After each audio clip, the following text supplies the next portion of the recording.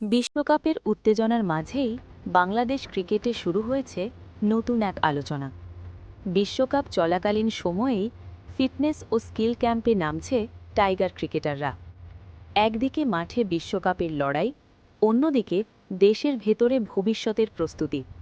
এই সিদ্ধান্ত ঘিরেই এখন ক্রিকেট পাড়ায় তুমুল আলোচনা। বাংলাদেশ ক্রিকেট বোর্ড জানিয়েছে, বিশ্বকাপ চললেও জাতীয় দলের সম্ভাবনাময় ক্রিকেটারদের ফিটনেস ও স্কিল উন্নয়নে এই বিশেষ ক্যাম্প চালু রাখা হবে। ক্যাম্পে থাকছে fitness training, batting bowling skill drill, fielding উন্নয়নের আলাদা সেশন এবং মানসিক প্রস্তুতির বিশেষ ক্লাস। বোর্ডের মতে, শুধু বড় টুর্নামেন্টের দিকে তাকিয়ে থাকলে দীর্ঘমেয়াদী উন্নয়ন সম্ভব নয়। তাই বিশ্বকাপের সময়টাকেই ব্যবহার করা হচ্ছে পরবর্তী সিরিজ ও টুর্নামেন্টের ভিত করতে।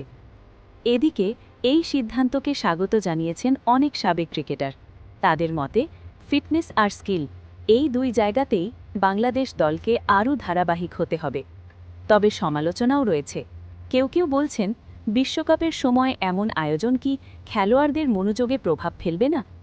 আরও একটি বিষয় আলোচনায়, ভবিষ্যতে বাংলাদেশ কি আন্তর্জাতিক কোনো টুর্নামেন্ট আয়োজনের দিকে এগোচ্ছে?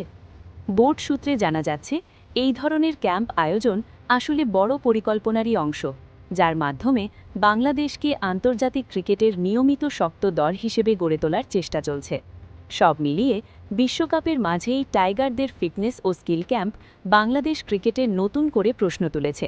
এই প্রস্তুতি কি আগামী দিনে টাইগারদের জন্য নতুন সাফল্যের দরজা খুলবে, নাকি আবারও পরিকল্পনা কাগজেই থেকে যাবে?